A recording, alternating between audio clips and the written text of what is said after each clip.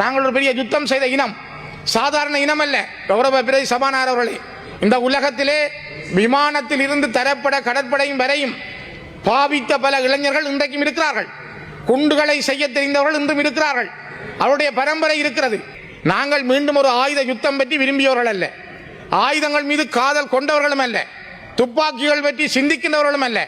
ஆனால் நீங்கள் அரசியல் தீர்வு என்பது இனிமேல் அவர்கள் கேட்க மாட்டார்கள் என்று நீங்கள் நினைத்தால் நீங்கள் விடுகின்ற மிகப்பெரிய வரலாற்று தவறாக அமையும். தமிழீழ விடுதலை புலிகளுடைய ஆட்சி காலத்திலே யாழ்ப்பாணம், வன்னி, மட்டக்களப்பு பகுதிகள் இருந்த பொழுது பொருண்மிய நிறுவனம் என்பதற்கூடாக மிகப்பெரிய தூர நோக்கோடு விடுதலை புலிகளுடைய சுய உழைப்பின் மூலம், சொந்த உழைப்பின் மூலம் அந்த மக்கள் சொந்த காலில் நின்றார்கள்.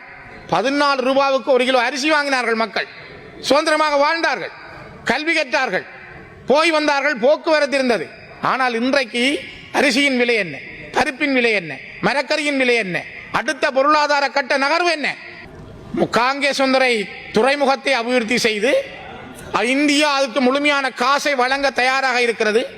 அது கிராண்ட் உங்களுக்கு இனாமாக வழங்குகிறது இந்தியா. அந்த காசின் மூலம் அதனை அபிவிருத்தி செய்து இந்தியாவில் இருந்து கப்பல்கள் வந்து போவதில் இருந்து இந்திய பொருட்களும் சரி, இலங்கை பொருட்களும் செல்வதற்கான மிகப்பெரிய ஒரு வாய்ப்பாக அந்த துறைமுகத்தை அபிவிருத்தி செய்யுங்கள் என்று கேட்டோம். ஆனால் உங்களுக்கு அது விருப்பம் இல்லை.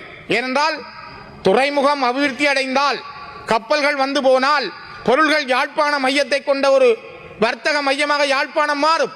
அது உங்களுக்கு விருப்பம் இல்லாமல் இருக்கிறது. அதான் அடிப்படை. நீங்கள் திருவோணமலையிலும் சிகிரியாவிலும் பலாலி சர்வதேச விமான நிலையத்தையும் சேர்த்து 1000 மில்லியன் ரூபாய் ஒதுக்கியதாக ஜனாதிபதி நேற்று சொன்னார். பலாலி சர்வதேச விமான நிலையத்திலே ஒருவர் 15 கிலோவுக்கு மேல் கொண்டு வர முடியாது. இது சர்வதேச விமான நிலையம். 15 கிலோ பொருளோடு தான் அவர் வரலாம். ஆனால் 80 பேருக்கு மேல் விமானம் கொண்டு வர முடியாது. அப்படி என்றால் அது சர்வதேச விமான நிலையமாக ஏனைய நாடுகளுக்கோ அல்லது ஏனைய பிரதேசங்களுக்கு செல்வதற்கான அடுத்த கட்ட நகர்வு என்ன? பல தடவைகள் நாங்கள் இங்கே கேட்டிருந்தோம். அதன் ஓடுபாதையை விஸ்தரியுங்கள். அந்த காணிகளை, நீங்கள் எடுத்துக்கொண்ட காணிகளுக்கான நிவாரணங்களை இந்த மக்களுக்கு வழங்குங்கள். நீங்கள் அந்த விமான நிலையத்தை இன்னும் விஸ்தரித்து அதனுடைய பெரிய விமானங்கள் வந்து இறங்கக்கூடிய வகையிலே அதனை ஒரு சர்வதேச தரத்துக்கு மாற்றுங்கள். ஆனால் அதுக்கு இந்த நாட்டுக்கு விருப்பம் இல்லை. நீங்கள் போலியாக பேசுகின்ற அபிவிருத்தி அல்லது நீங்கள் முகத்துக்கு பேசுகின்ற அபிவிருத்தி என்பது அபிவிருத்தி அல்ல. தயவு செய்து புரிந்து கொள்ளுங்கள். காங்கேசந்துறை தொழிற்சாலையினுடைய, காங்கேசந்துறை துறைமுகத்தினுடைய அபிவிருத்தியாக அமையலாம். பலாலி விமான நிலையம் விஸ்தரிக்கப்பட்டால் அபிவிருத்தியாக இருக்கும். குறிஞ்சாத்தீவு உருவாக்கப்பட்டால் அபிவிருத்தியாக இருக்கும். ஆனகர் அபிவிருத்தி செய்யப்பட்டால் அபிவிருத்தியாக இருக்கும். வாழைச்சேனையிலே அபிவிருத்தி நடந்தால் அது அபிவிருத்தியாக மாறும். ஆனால் நீங்கள் இந்த நாட்டில் இருக்கிற வளங்களை விற்பதற்கு தயாராகிறீர்கள், காணிகளை விற்க நீங்கள் தயாராகிறீர்கள். வாருங்கள் வாருங்கள் என்கிறீர்கள். நீங்கள் சுற்றுலா பயணிகளால் எங்களுக்கு இவ்வளவு வருதுன்னு சொல்றீர்கள். இங்கிருக்கின்ற சுற்றுலாவை நீங்கள் காண்பிப்பது நல்ல. சுற்றுலா பயணிகள் வருவதால் அந்நிய செலாவணி வருவது ஒரு நாட்டினுடைய வருமானமாக இருக்கட்டும்.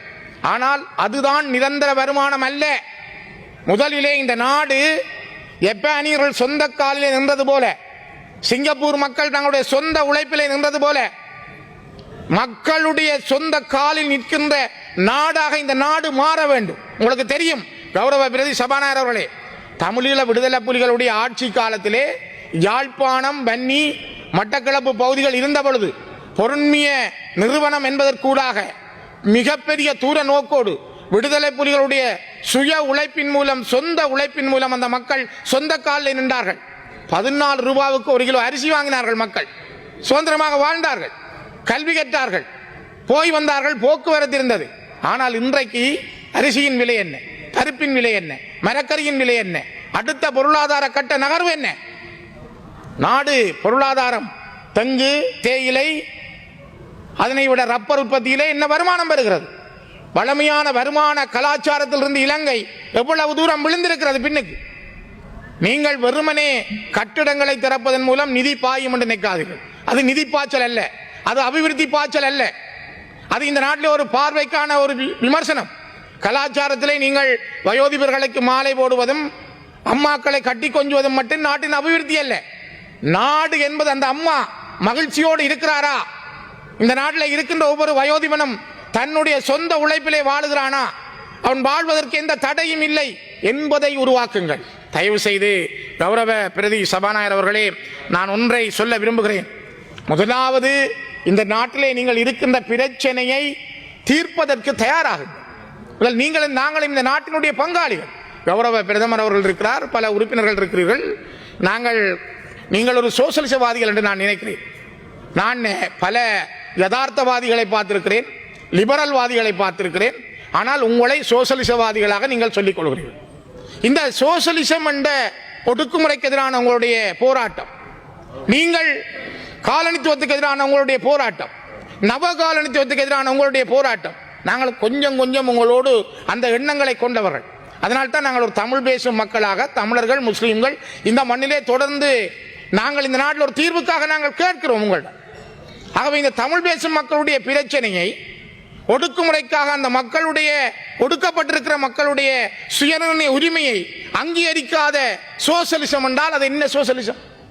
உங்களுடைய டில்வின் சில்வா அவரை கேளுங்கள், உங்கள் கட்சியினுடைய செயலாளர் நாயகம் அவரை கேளுங்கள், அல்லது ஜேவிபியினுடைய சாபர்களில் ஒருவர் அவரை கேளுங்கள். ஒடுக்குமுறைக்கு வாழுகின்ற மக்களுக்கான சுயநிர்ணய உரிமை என்றால் என்ன?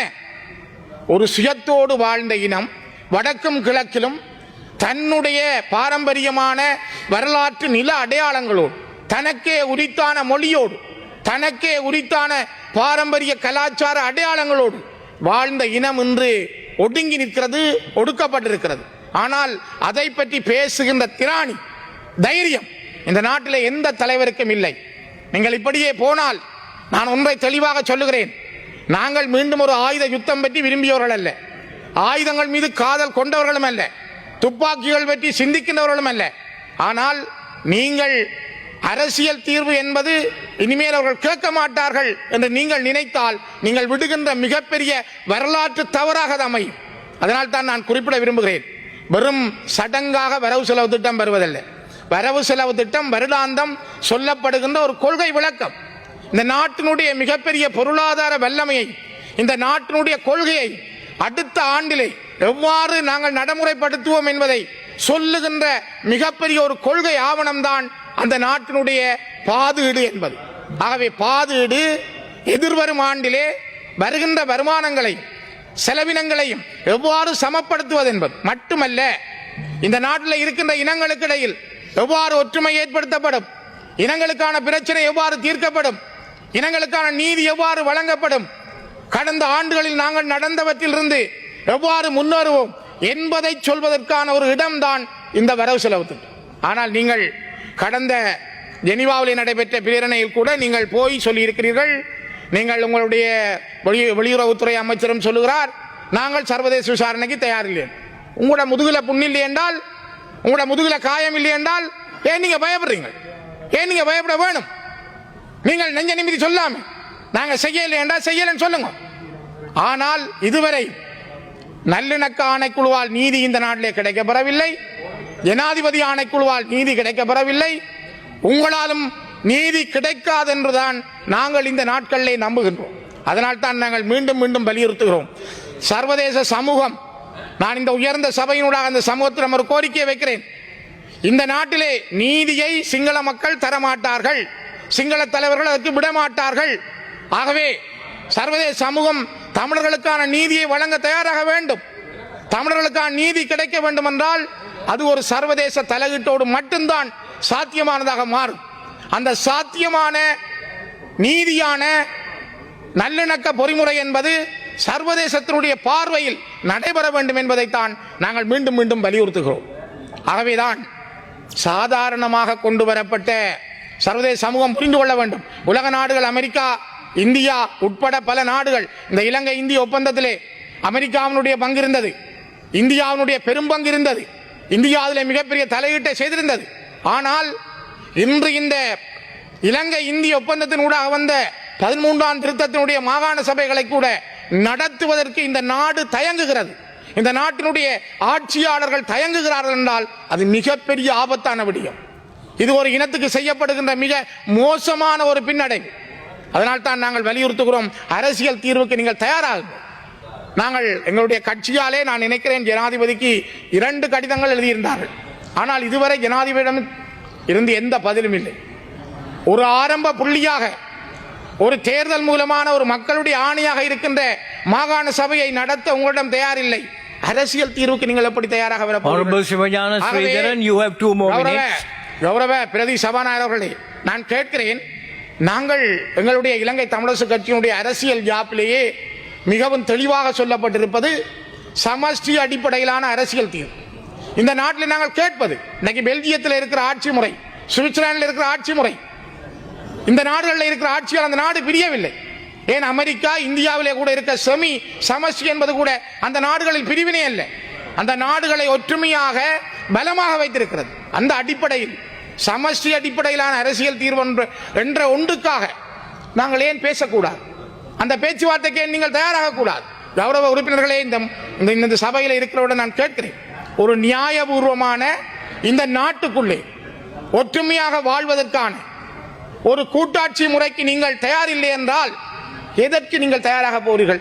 எந்த சமஷ்டி பற்றி நீங்கள் பேச போகிறீர்கள்? நீங்கள் எந்த தீர்வு பற்றி பேச போகிறீர்கள்? ஆகவேதான் நாங்கள் மீண்டும் மீண்டும் வலியுறுத்துகிறோம், எங்களுடைய இனத்துக்கான தமிழ் மக்களுக்கான பிரச்சனைக்கான தீர்வு என்பது, நாங்கள் ஒரு பெரிய யுத்தம் செய்த இனம், சாதாரண இனம் அல்ல. கௌரவ பிரதி சபாநாயகர் அவர்களே, இந்த உலகத்திலே விமானத்தில் இருந்து தரப்பட கடற்படையும் வரையும் பாவித்த பல இளைஞர்கள் இன்றைக்கும் இருக்கிறார்கள். குண்டுகளை செய்ய தெரிந்தவர்கள் இன்றும் இருக்கிறார்கள். அவருடைய பரம்பரை இருக்கிறது. ஆனால் கடந்த 16 ஆண்டுகளில் எங்கேயாவது குண்டு வெடித்திருக்கிறதா? யாராவது துப்பாக்கி தூக்கி இருக்கிறார்களா? எவ்வளவு அமைதியாக தமிழர்கள் இருக்கிறார்கள். இவ்வளவு அமைதி காக்கும் பொழுது கூட அவர்களுக்கான தீர்வொன்றை வழங்காமல் தோற்று போனவர்களாக நீங்கள் நினைத்துக் கொண்டு உங்களுடைய காலங்களை நீங்கள் கடத்த நினைப்பது, நீங்கள் தீர்வு வழங்காமல் இருப்பது மிக மிக மோசமானது. இந்த நாட்டிலே உங்களுடைய தேர்தல் விஞ்ஞாபனம், என்பிபியினுடைய தேர்தல் விஞ்ஞாபனத்தை நீங்கள் பாருங்கள். உங்களுடைய தேர்தல் விஞ்ஞாபனத்தில் 260 பக்கத்திலிருந்து 64 பக்கம் வரை நீங்கள் சொல்லுகிறீர்கள் இங்கே நாட்டில் ஒரு பிரச்சனை இருக்கு, அரசியல் கைதிகள் இருக்கிறார்கள் என்று. ஆனால் இன்னும் நீங்கள் அரசியல் கைதிகளை விடுதலை செய்யவில்லை. நான் கேட்ட கேள்விக்கு இன்னும் எனக்கு நீதியமைச்சர் விட கிடைக்கவில்லை. அரசியல் கைதிகள் இருக்கிறார்கள், ஆனால் இப்பொழுது இல்லை என்று உங்களுடைய சில அமைச்சர்கள், உங்களுடைய உறுப்பினர்கள் சொல்லுகிறார்கள். ஆனால் நீங்கள் தேர்தல் விஞ்ஞாபனத்தில் சொல்லி இருக்கிறீர்கள் அரசியல் கைதிகளை நாங்கள் விடுவோம். நாட்டை யோசித்து பாருங்கள். ஆகவேதான் ஒரு நியாயமான அரசு, நீங்கள் ஒரு ஒடுக்குமுறைக்கு எதிரான பாதிக்கப்பட்ட மனிதர்களுக்கு எதிரான கருத்துக்களை சொல்லுகின்றவர்கள், கடந்த ஜனாதிபதி கடந்த காலங்களில் இதே வரிசையிலே எங்களோடு இருந்தவர், கருணி அமரசூரிய கௌரவ பிரதமர் எங்களோடு இந்த இடத்துல இருந்தவர்.